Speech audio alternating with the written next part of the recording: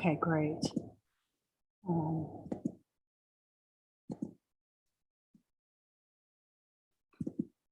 right, welcome everyone to the release party or the release reading for Willow Springs issue 88. And here is the beautiful new issue. And I just wanted to, before I hand it over to Sam to introduce our readers, I just wanted to give a shout out to all of the staff who've been really dedicated in a really difficult year.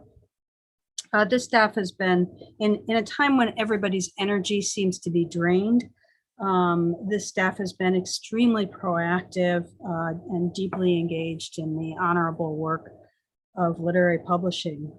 They've been creative, supportive of one another, and surprisingly energetic.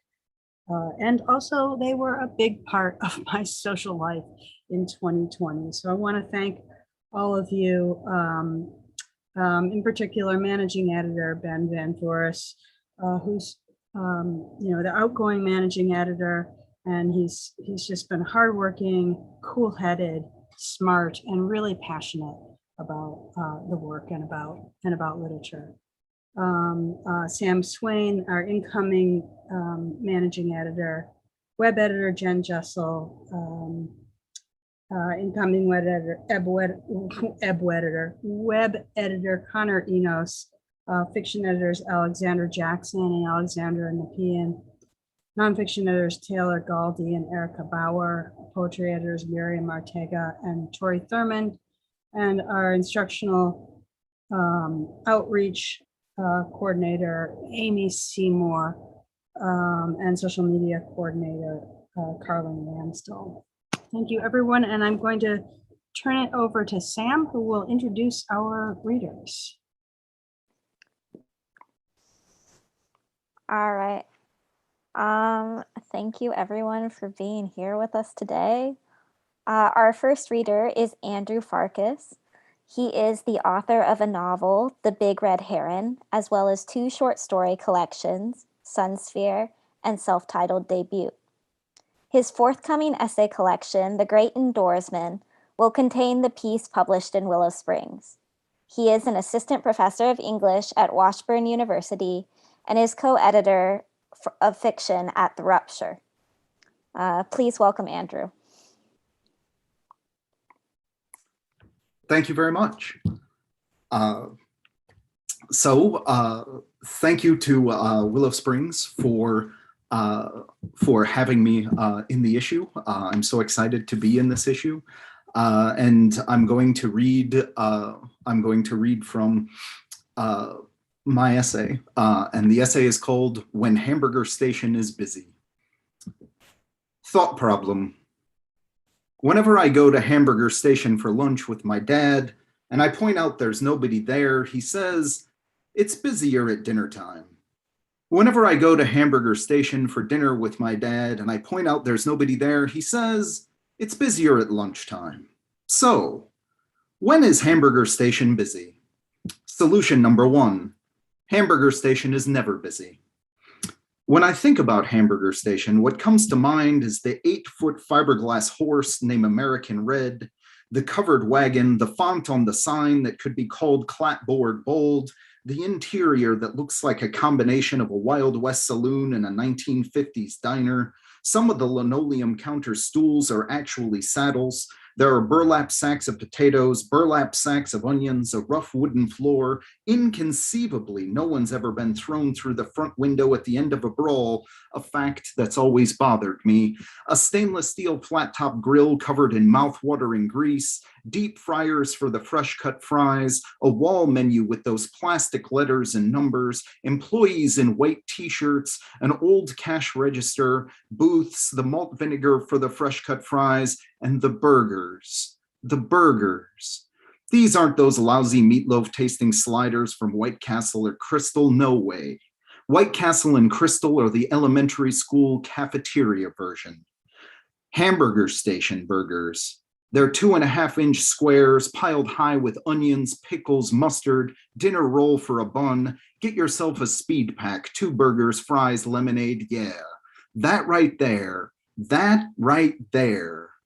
that's what I think about. But, right, not much in the way of other patrons, I mentioned to my dad. He takes a sip of lemonade. He responds in an unconcerned deadpan. Solution number 2, hamburger station is only busy when I'm not there. Although the Menches brothers, Frank and Charles, invented the hamburger, which is what Northeast Ohioans actually believe, even if the Akron hamburger hearings of 2006 graciously awarded that honor to Charles Nagreen of Seymour, Wisconsin, others perfected what no one calls a plain old sandwich anymore. In other words, the Menches were like the Titans in Greek mythology. Interesting, sure, but what we really want are the Olympians. The line of succession then goes like this. The fabled Peppy Service lunch begat Marvin Pop Thacker, who went on to create the exalted Thacker's Hamburgs. Thacker's Hamburgs begat Jim Lowe, who went on to found the renowned Hamburger Station. With such an illustrious history, you can imagine that Jim Lowe, in his incongruous cowboy hat of immeasurable gallons, his inexplicable shit-kicker boots, having spent most of his life in burger joints in the Buckeye State, not pastures in Texas, his large glasses that helped him see more than the normal human, well, you can imagine that Jim Lowe had the power of prophecy. And it could be that when, as a little kid, I met him, a meeting I do not remember, a meeting only related to me by my dad, a man who once said, when I told you honesty was the best policy, I was lying. During this supposed meeting, the legendary founder of Hamburger Station perhaps had this to say to me: son, don't be scared. But I can see the future, yes sirree, Bob, and what I see off there in the heretofore, and this is the Simon Pure, is 20 hamburger stations, son, 20 hamburger stations spanning Northeast Ohio. A purty thought, yet somehow, and now I don't rightly know why, somehow, and I don't mind jawing at you like this on account of no way will you recollect what I'm clapping down somehow. Anytime you come in, you little varmint, a fandango it will not be. Fact of business, it'll be a ghost town. Me, I won't be afeared. When all you can hear are the winds a-howling, the sand a-blowing, the tumbleweeds a-rolling, whereas my friendly fellers will be full of flusteration, I won't be, because I'll know what's a-coming. You. It'll be you. Maybe you and your paw. Maybe you and one of them scalawags in your posse, but that's all. Ain't no one else will be there. And for the rest of your dadgum life, you'll wonder how this could be. Hamburger stations, far as the eye can see, nobody inside. Whippersnapper, that there's your fate. Wise for the folks up the doxology works to know. I tell Scott Schulman, a friend of mine, about me and my dad's routine. He says that can't be. It can't just be the fate of Farkas, because him and his dad, they have the same routine. Thank you.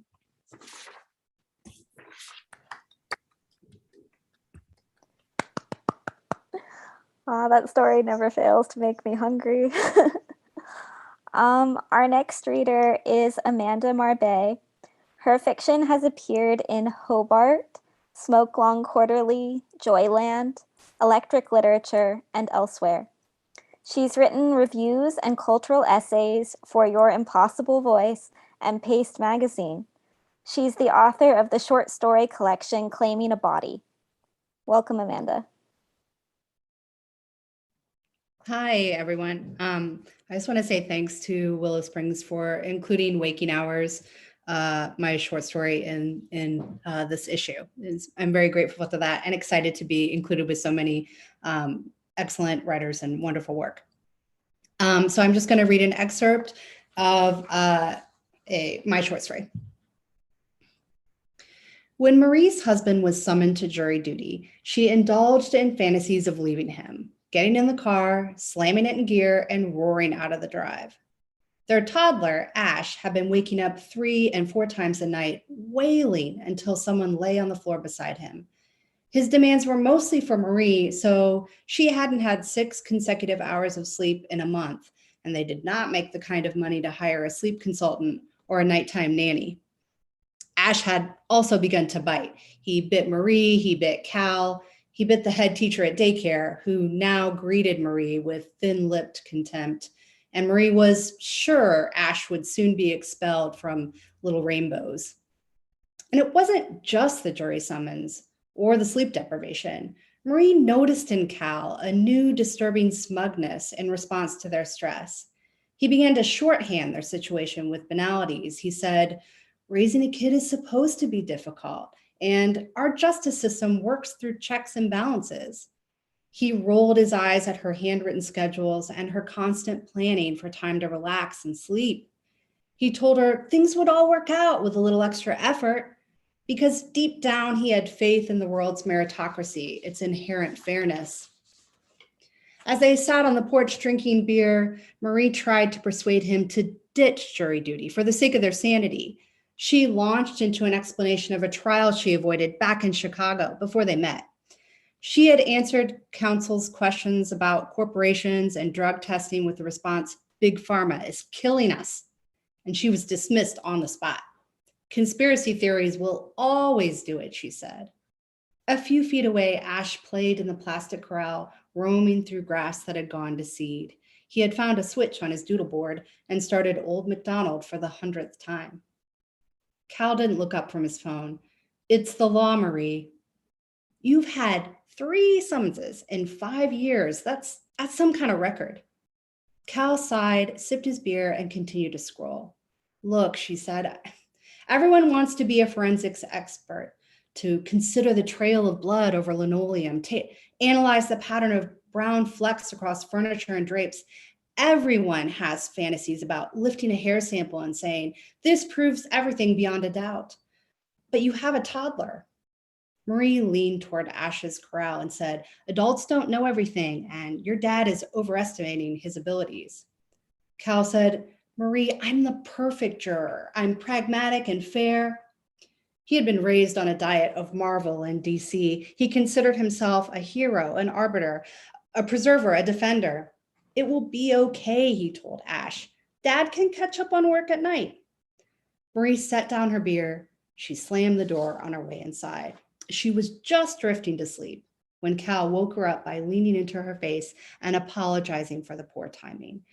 She rolled on her side and tried to sleep again. He slid over to spoon her. He said in a voice that was too provocative, "Few people get a murder trial."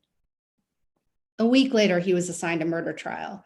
As he explained the process, she went to the bathroom, picked up a towel, and screamed into the flat nap, the soap, the mildew. For days, they barely spoke, and she again wondered if she had made a mistake with Cal. How many divorces do you get in a lifetime before it's mostly about you? She passed him in the communal spaces in the house without acknowledging him, and their silence was amplified by Ash's enunciation of his playmate's palindromic name, Otto, Otto, Otto, Otto, as he bolted through the house, the cuffs of his PJs gathering tufts of cat hair. When they finally spoke, Cal began defending and explaining the court proceedings. He delighted in telling her about voir dire and corpus delicti. He recited their definitions, looking upward as if consulting an invisible dictionary high above them. She already knew these terms. She had spent hours reading true crime when her headspace could still be stacked with dismemberment and DNA samples, without an emotional tide of darkness when she could still intellectualize violence. Now, after she'd hemorrhaged with Ash, descriptions of stabbings and viscera were paralyzing. They brought memories of bloody sheets and the impatient flutter of nurses. She hadn't found a way to temper her new vulnerability with her need for answers. Cal was still going on about his own insatiable curiosity. They forbade him to Google or text or talk during the trial. The judge said, "You will not become biased, you will not trigger a mistrial, and you will not waste taxpayer money." "What a dick. Everyone knows that," said Marie. "It's a complicated process," Marie said Cal. Marie was irritated that he defended the judge, a stranger, a foe in all this. He went to put an arm around her, and she rolled away to turn off the light. "Good night," she said. Marie had a Peppa Pig Band-Aid on her nose where Ash had swung his hedgehog concertina into her face. She had fallen asleep in the parking lot at work, and a coworker had to pound on her window. And when she finally went to bed that night, her leg accidentally brushed Cal's calf and he slid away. She said, "Was the trial disturbing? We're not supposed to talk about specifics." His voice was brittle. "Are you kidding?" She rubbed the bridge of her nose. "They said to keep our own counsel." She sighed, snapped the sheet over her legs like a parachute, and rolled over. She resented the implication that she was just a voyeur. She actually wanted to talk, but they lay there in silence. "Oh, all right," he said. Apparently, both women woke up to the rip of duct tape from the spindle. One got away with a dead cell phone. She walked shoeless through a 7-Eleven, her baby toe nearly severed by the broken glass from her battered back door. She was still dressed from a party. She had a screwdriver to her sternum, awkwardly like the pole for a flag in a parade. There were pictures. Marie sat up. "There's a witness? She's not doing well." "Well, this should be easy. Put the bastard in jail." Marie's elation suddenly felt inappropriate. Cal sighed. "It's not that simple. They keep trying to interview her, but she doesn't remember chunks of time."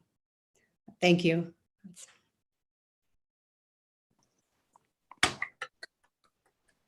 Thank you. I might have to take Marie's tips for getting out of jury duty. Our next reader is Kathryn Hunt. Her poetry has appeared in Radar, Orion, the Missouri Review, Writer's Almanac, and Narrative. Her second poetry collection, Seed Wheel, will be published in 2021. She is the recipient of residencies and awards from UCross, Willapa Bay, AIR, Hedgebrook, and Artist Trust. She works as a waitress, ship scaler, short order cook, bookseller, printer, food bank coordinator, filmmaker, and freelance writer. Thanks for reading with us, Kathryn.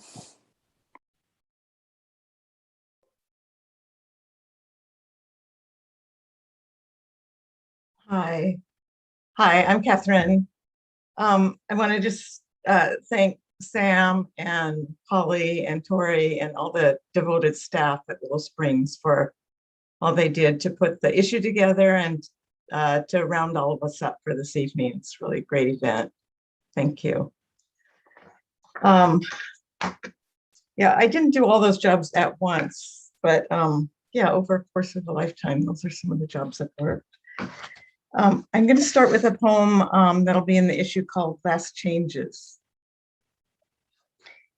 Last Changes. His hands were still as lake water. An old song told us what to do. I'd seen his hands slide through green water once, lift 3-pound trout, spoon bright, moon mouths agape. And even after the fish had been thrown back, their glazed beauty, that sudden lost camaraderie. And dry-eyed, dumb, I stood burning in the light and watched his hands, his endless going from the boat.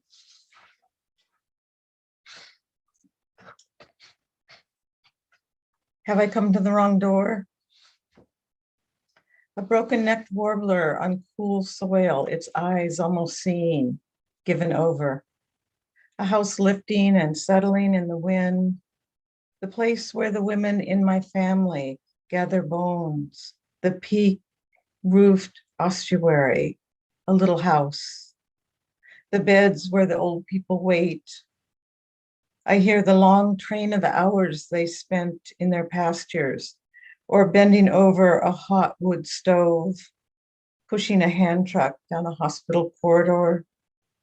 With them, I enter the left behind villages, the lost babies, the drowned fishing boats. The night they looked out a window, wondering, amazed. The day they held out their hands to a telegram. On my jeans, the sweet bone ash the wind has flung back at me, that I might know where I come from, that I might know where I'm going, that too.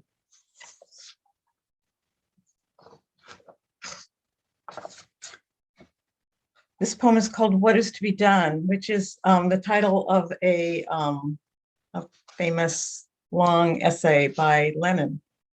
And this is for an old friend, S. Reddick, 1976. I'll answer your question now. The one you asked that evening we sat in your room, the hot plate you never used, not even for coffee. Windows filmed with the dust of voices that reached us years later. The river was weeds, the sentinel towers of the canneries and sawmills that crowded its banks. The graveyard hours you stood on the peach line, the corrugated light, women and men in white aprons roaming through warehouses, trailing the sun. None of us knew the way out of suffering. Who could escape the torrent of heat that surged over our bodies and the houses like a dream? Our lovers' kids slept open-mouthed on damp sheets while we wrote in small notebooks, discovering the ruins of sky, the moment of falling, always in us. The world was on fire, each of us on fire. Empires rolled over the earth, their monstrous wheels. We argued power, revolution, melodic rebellion. Bewailed the girls we'd loved without claim, the ones who left town in bad-mannered cars. Our own country becoming Rome in the beautiful, devouring flare of youth once given. The mind returns to its sorrows by habit, like a waitress counting out pennies at the end of her shift. There it builds its glorious city of losses. Old friend, moonlight climbs over the hills tonight while I write you this letter. The fires will keep burning. I see that now. And how small the gestures of thought, how immense the silence between words. We recited Whitman and Ginsberg while our clothes tumbled in a laundromat dryer. I remember the consoling ring of our coins as they dropped in the slots, the music, the real blessing of that. Soon enough, our lives would show us how all is torn away, dying moment by moment to become something else, leaving only heat and windburnt leaves. Thank you.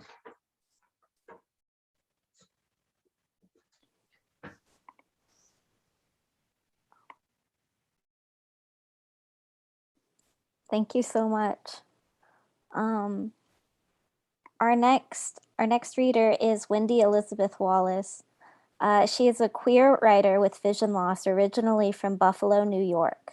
Currently, she teaches English in Connecticut and writes when her dog is not demanding walks.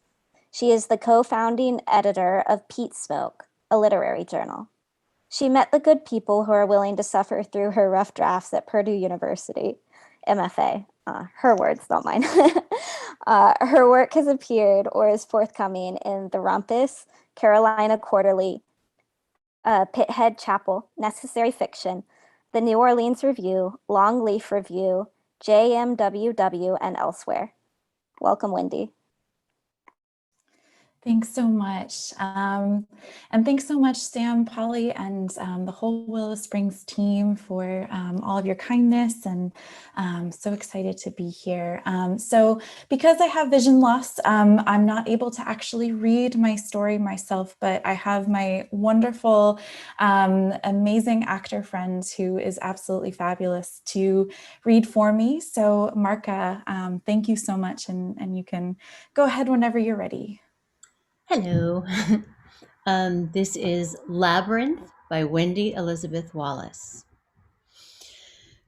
You kneel over a bed of rocks, feeling them with your hands until you find the smoothest ones, exactly palm-sized. This is what your mother wants, uniformity, for all of them to match. The rocks' faces are warm from the afternoon sun, their bellies cool and brown from the dirt they've laid in for years at the entrance to the suburban street. The sign you're kneeling next to reads Forest Oaks, white letters on a field of deep green. As you straighten with your choices to load into the bed of the pickup, you hear the swish of an approaching car and stiffen, as you have each time, afraid this one will stop to ask what you and your mother think you're doing.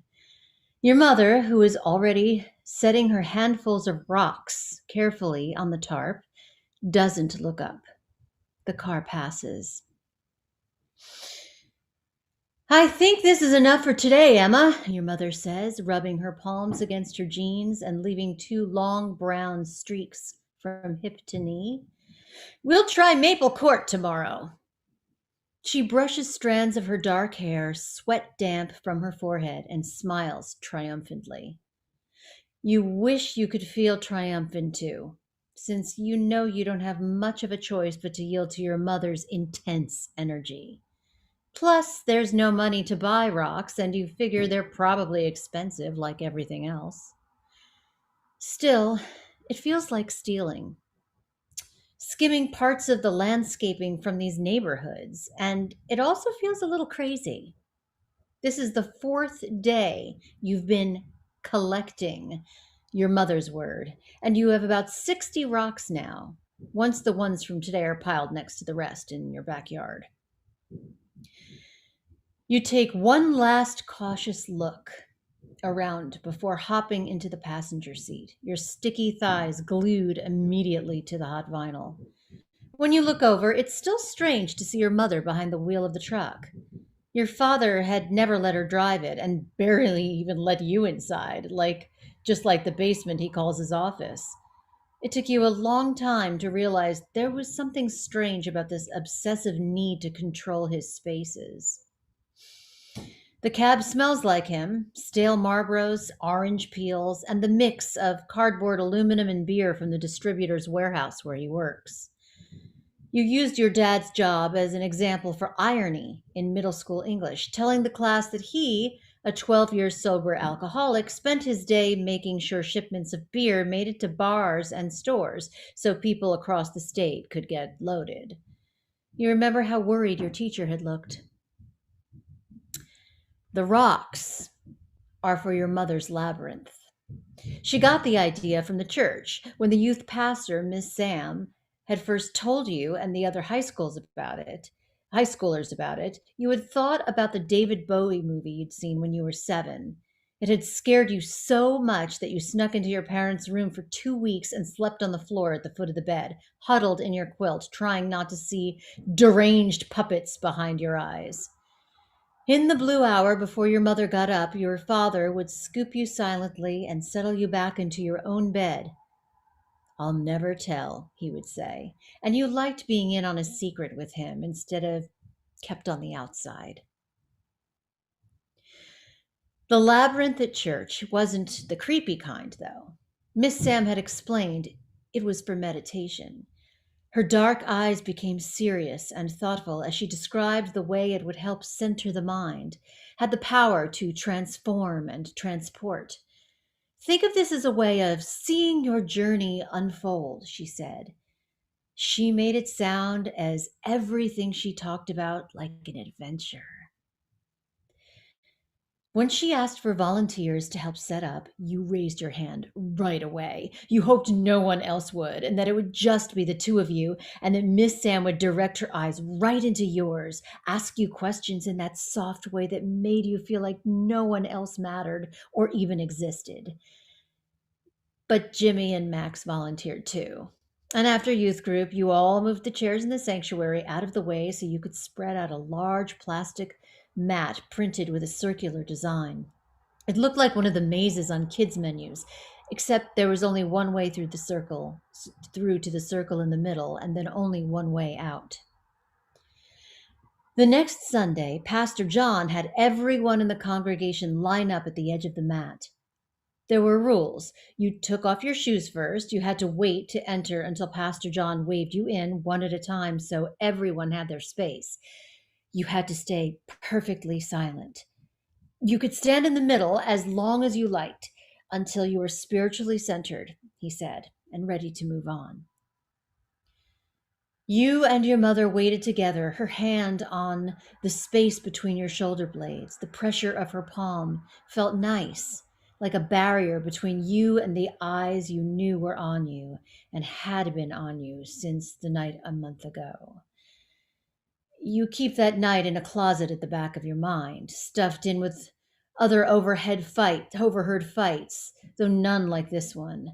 None of the others ended with a taxi's headlights that stabbed into the dark as you watched from your bedroom window and wished you could see your father's face before they drove him away. You focused on the sounds in the sanctuary. No one was speaking, but the soaked and bare feet against the plastic made a rhythmic shushing. The socked and bare feet against the plastic made a rhythmic shushing, everyone taking small, measured steps. They all had their heads bent, watching the curving black line so they'd stay on course. Some were moving their lips, probably praying. When you reached the front of the line, your mother motioned for you to go in first, and you pushed your feet forward, heel toe, so as not to disturb anyone. You tried to pray, but just like every other time lately, it wouldn't come. Your brain was too full of other things. "Oh God," you started, "please," but you didn't know what you were asking for. The first thing that came to your mind was the sound of the phone ringing, and you knew it was your father. You dug your nails into your thighs until it stopped. If you didn't answer, you wouldn't have to picture where his voice was coming from. The yellowy motel room walls and stained carpet and broken TV. You wouldn't have to picture having a father at all. Thank you so much, Marka, for reading that excerpt for me, and thank you, everyone. Thank you, Wendy.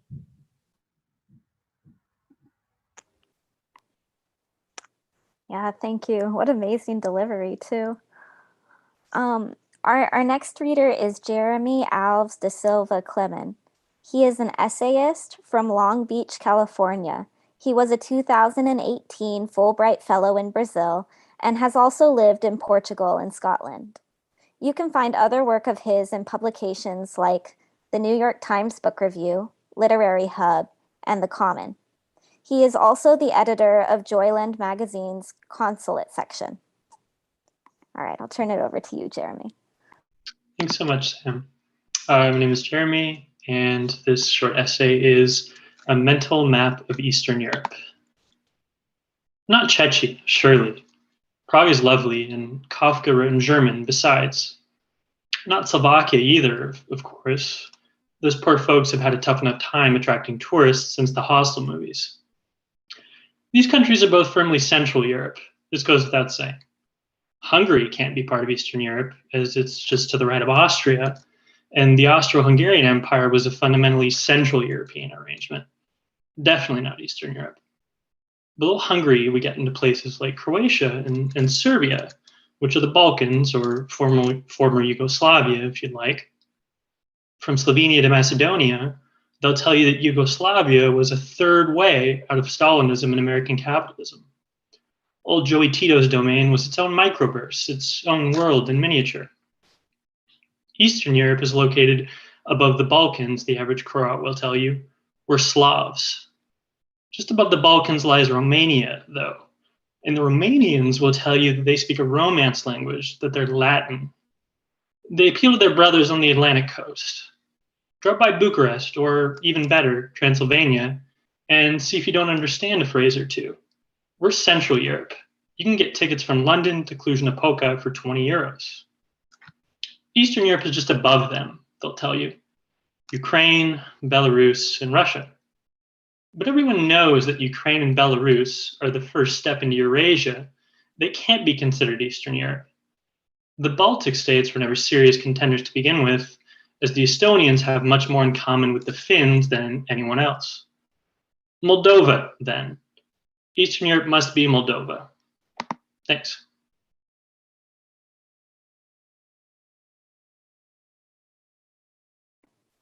All right. Thank you so much. Our next reader is Robert Long Foreman.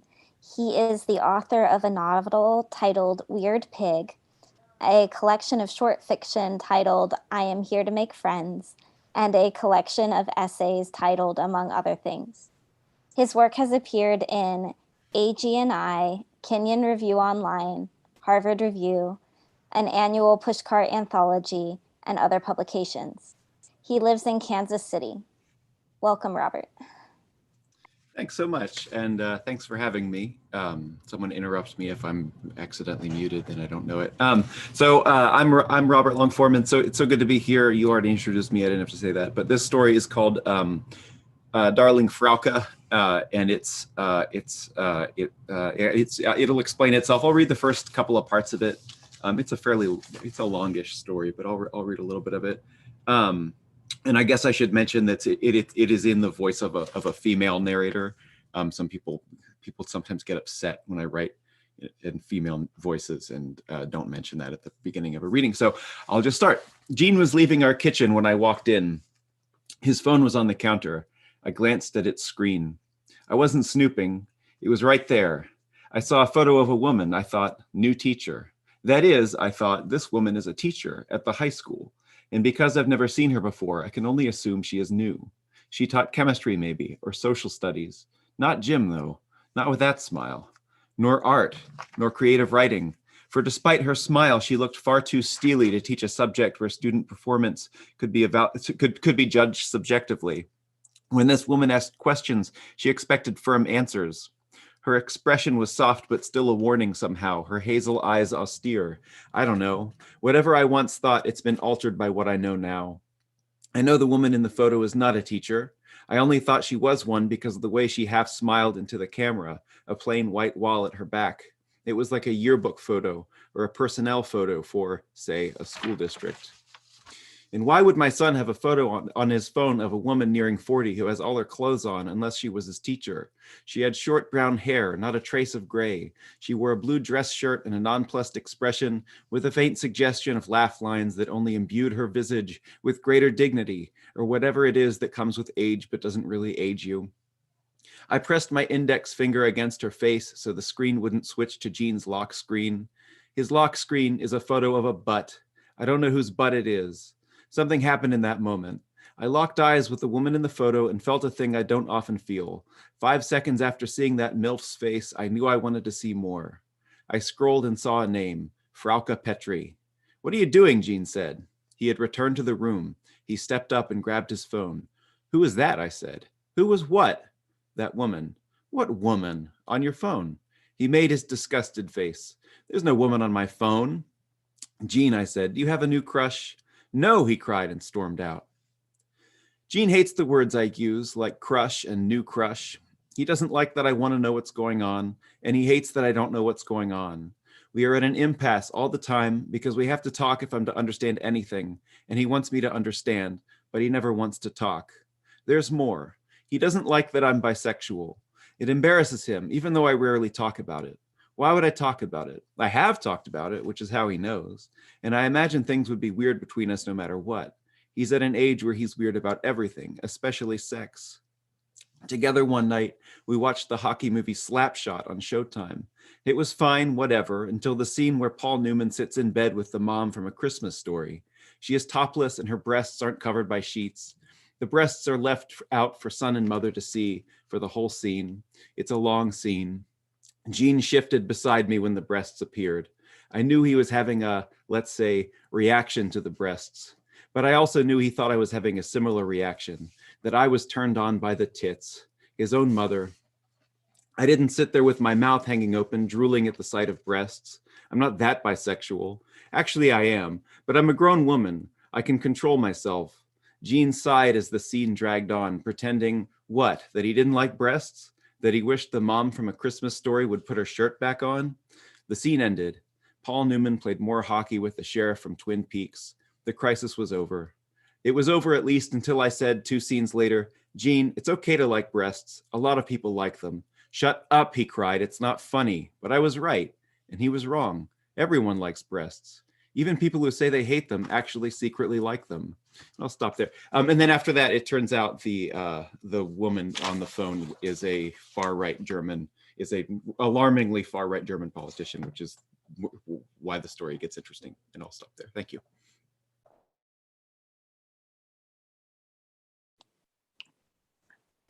Thank you so much. Yeah, so many funny lines in that story. Our final reader is Melissa Kwasny. She is the author of 6 books of poetry, most recently, Where Outside the Body is the Soul Today, and Pictograph. She has also published a collection of prose writings titled Earth Recitals, Essays on Image and Vision, and a book of nonfiction titled Putting on the Dog, The Animal Origins of What We Wear. She currently serves as Montana Poet Laureate, a position she shares with ML Smoker. Melissa Kwasny, everyone. Thank you. I think I have a skylight, so it's really, the light is coming in here, so looks kind of weird to me. Maybe it doesn't to you.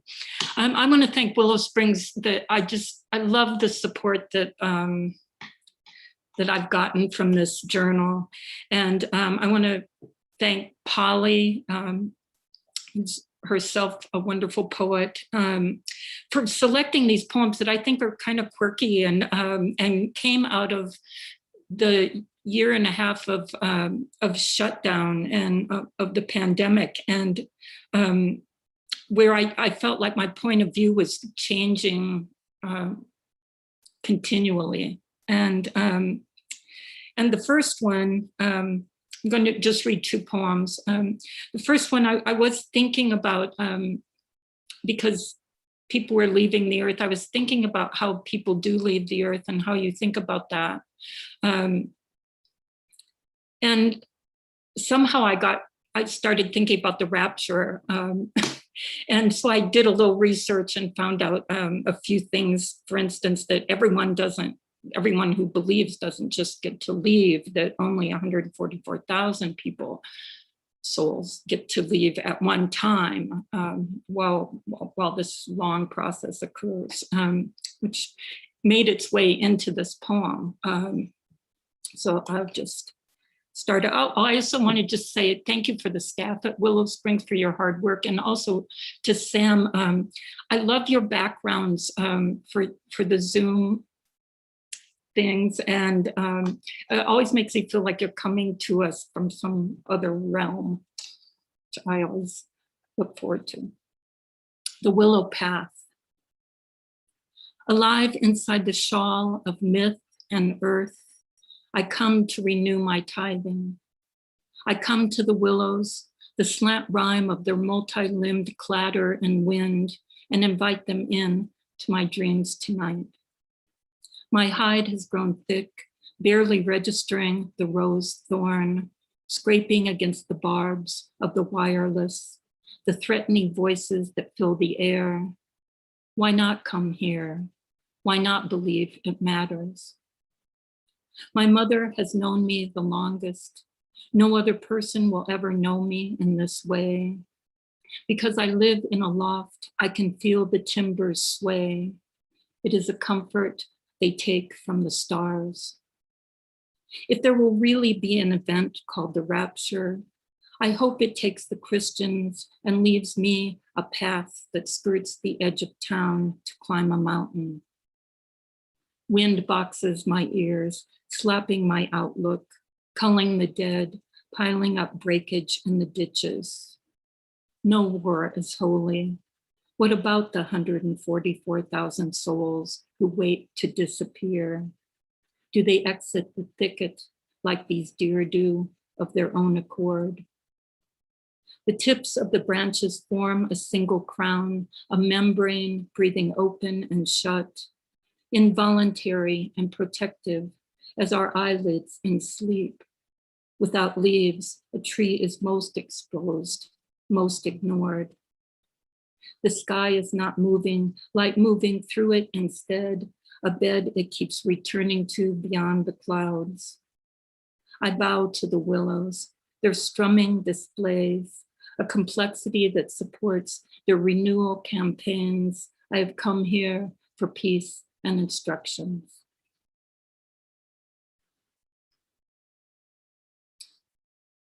This poem is called An Ascetic Impulse Surfaces, Tears Leaves from Their Stems. It has a quote in here that's from an occultist named Dion Fortune, who says, in answer to defining what is God, she says, God is pressure. An ascetic impulse surfaces, tears leaves from their stems. The rains began last night, clearing the air for snow, making the air more vulnerable and so more accepting. I pull the fava bean vines and lay them to mulch in the trough, dig the purple potatoes that have scabbed. Yesterday, I went to the mountains to visit the wild birds, not bush sparrows or house finch I feed here, but the delicate green flycatcher with its white eye ring, who used to land on its banisters like a charm. Animals have made a new trail to the water, allowable, no longer frightened of me. Who are they, leaving no scat, no sign, only a cemetery quiet, an empty, cold vault, looted of valuables, as I have left my visionary days behind me. Even the road I traveled is less passable. Still an incandescent light I could not have planned for. I used to feel omniscient as the snow. Is there a word for layers the hay parts into when I gather it in my arms? A word for the slump where granite sags, a knee buckling mud? Is there a word for my new point of view? Surely not first person, not third, not domesticated or wild, something artisanal like the potter's clay slip, the flautist's embouchure, the painter's palette knife. Like when I dream my own performance, but am watching it from the inside. One of 3 talents you might bestow upon a child. If God is pressure, as the occultist writes, it's a wonder anything holds up. Cloud shapes, the spindle of branches under the weight of a ruffed grouse. It is awful to be disappointed when one has had so much. Thank you.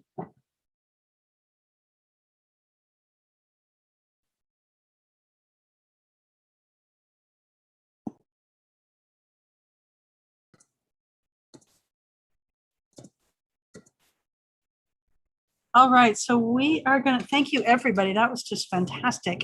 We're going to get everybody's faces back up and we're going to have a Q&A and a couple things. We have people listening on YouTube as well. So YouTube folks, we are looking and we can put your questions in the, we can ask your questions to the panelists as well. And I did want to say, we are having a Zoom after party afterwards. If you know anybody reading and you want to join us, just email the person you know and they can send you the information. It'll be about 15 minutes after it'll be 15 minutes after we stop. It'll be good. So yeah, let's get everybody's faces up and everybody turn on your, oh, you're all there. And questions, audience.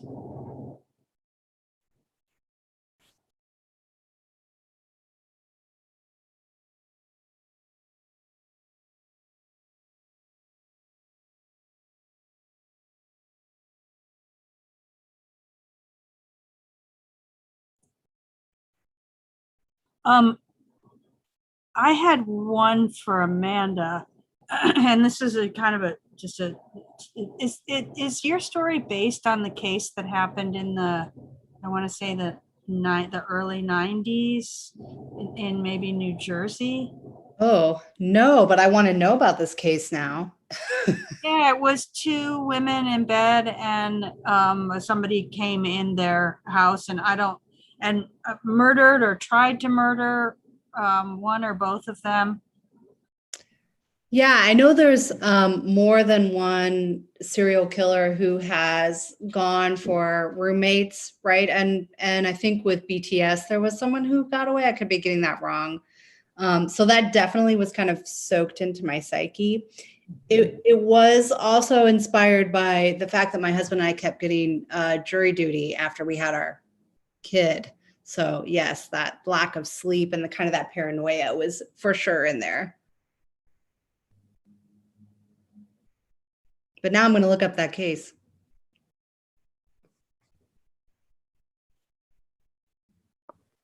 I have a question.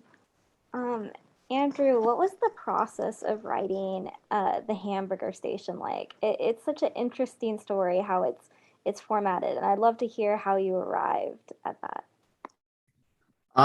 So the thing at the beginning is something that like my dad and I have been doing for years. And it started when I was a little kid where he was able to get away with it and I didn't think about it anymore. So, and that was it. Like we would go at lunchtime, he'd say it's busier at dinner time and I would go, oh, okay. But then we would go at dinner time and he'd say it's busier at lunchtime. And I was a kid. So I was like, oh, all right.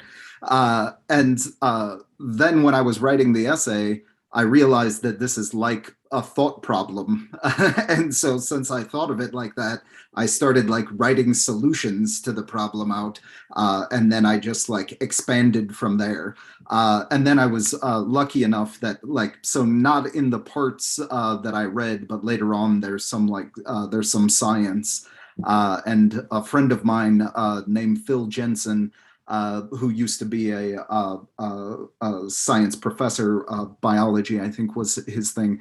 But I, kind of used him as a sounding board for the stuff that I was doing. And he like helped me with a few ideas in some of the later sections. But yeah, so that it was mostly just because I like when I thought about it, I was like, oh, this is kind of like a thought problem from philosophy. And so I decided to write it like that. Thank you. I have one kind of for the whole group here. One of the things that I've noticed about the pieces that we publish in this issue as opposed to previous issues that I've been a part of is that I would say a greater percentage of them are more obviously humorous. There are a lot of really, really funny stories, really, really funny poems.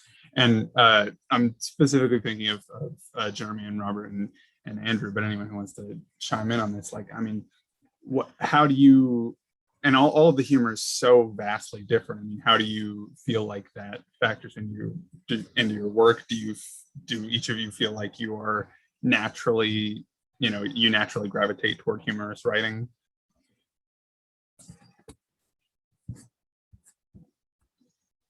So I would say that I definitely do. And in fact, so one of the things in my writing is that I almost always aim to be funny, at least for part of the piece.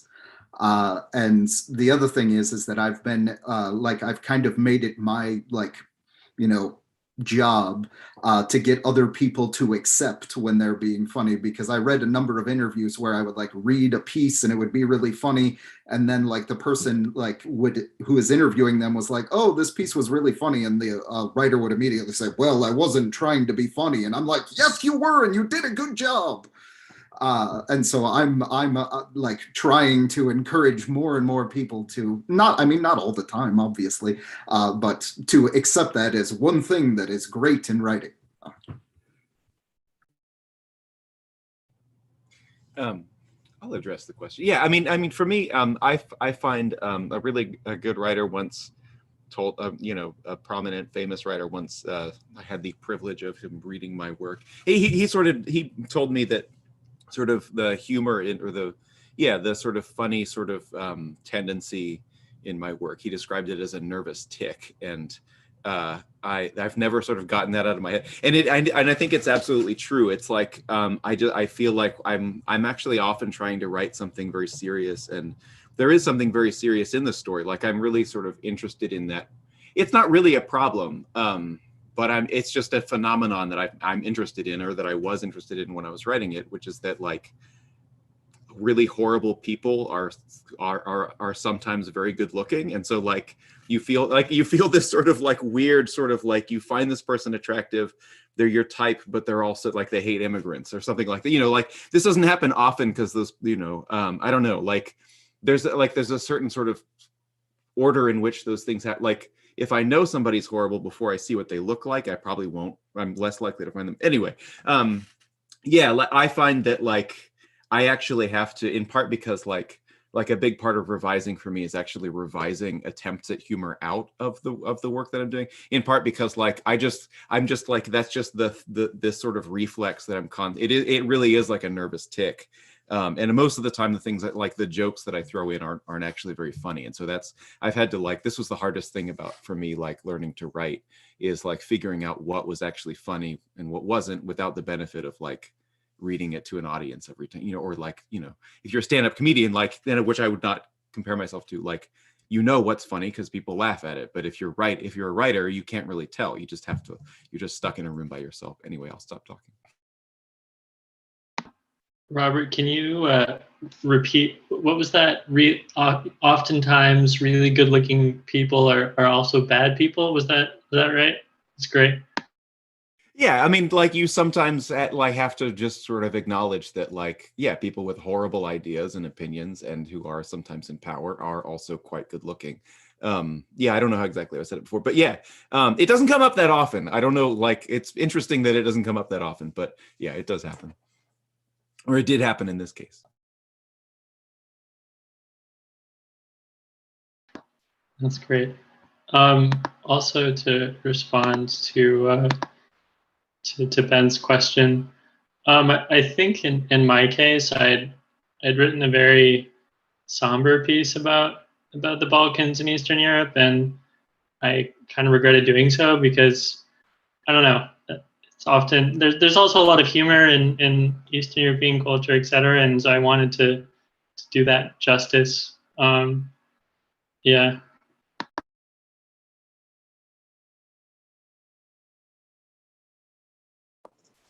We have a question in the chat from Melissa Kwasny. Where do you find the intersection between nature and grief? What compels you to write about these subjects? Is the question the intersection between nature and grief? Is that right? Yeah, that's correct. Okay.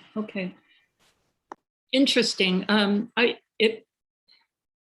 It makes me think of something that my co-poet laureate, M.L. Smoker, who's a wonderful poet, said to me a couple weeks ago. She said, I can't tell the difference between poetry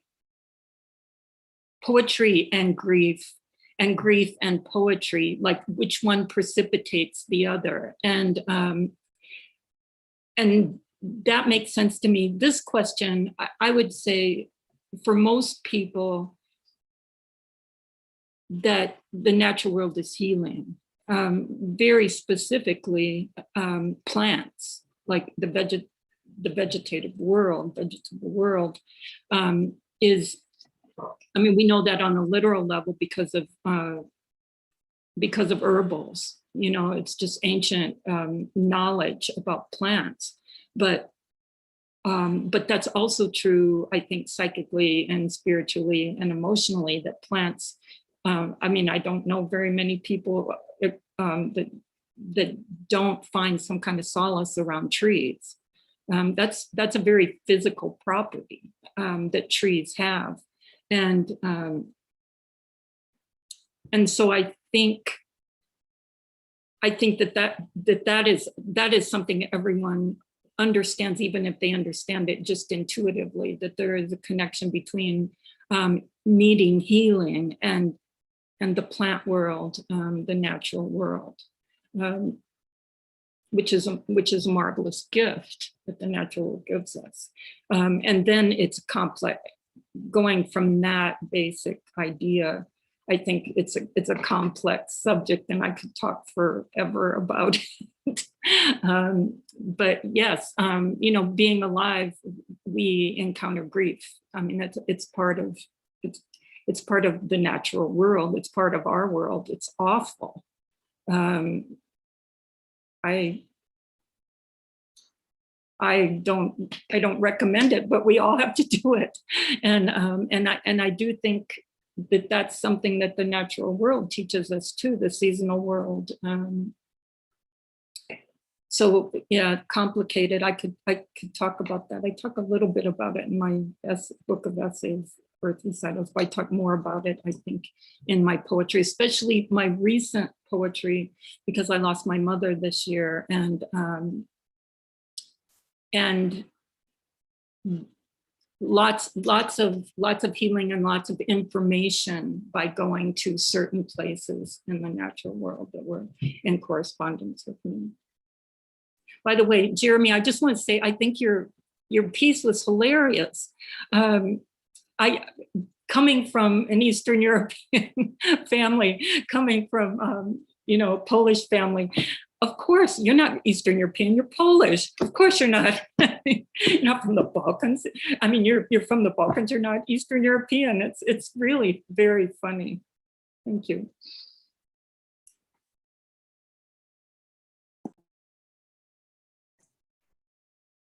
Okay, any more questions? I've got one for Kathryn.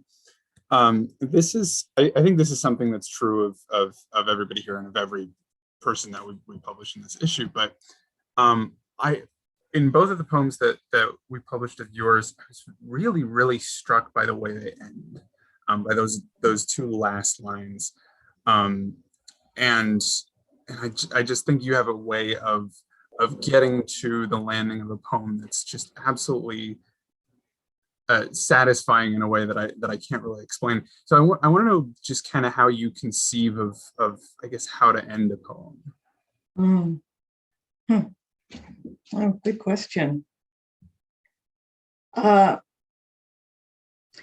think it's for me, it's just very intuitive, and it comes through draft after draft after draft, kind of finding the end to it. Sometimes the end is really buried 8 lines up, and it's some kind of sense that the poem has kind of come around to what it wanted to say. I don't think I have any kind of formula for it, but I like poems that land, and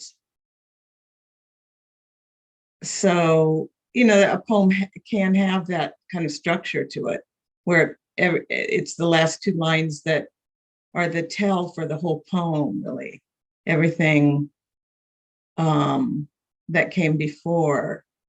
I mean, in the poem, Have I Come to the Wrong Door? I guess it lands on, an experience of ash, the ash of my father blowing back on me, but really it's my own death, too, which a poem that contemplates loss and death might end with your own death, I think, but I think really it's a process of each draft, and having wonderful friends who are poets who read the work and help me find that, help me listen for that.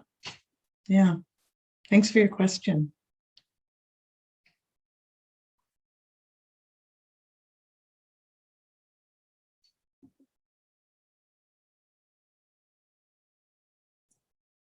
All right, Sam, do we have anything else on YouTube? No more on YouTube. Okay, I think we're done. This was fantastic, you all. Thank you for coming out on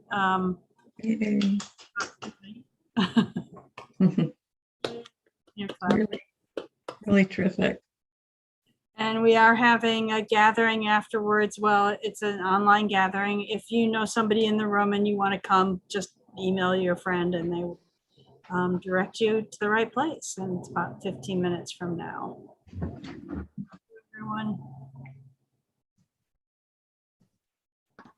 Thanks so much, yo. Thank you guys. It was wonderful. Thank you so much. It was amazing. Thanks for bringing us all together here. I'm really glad to hear all these new voices.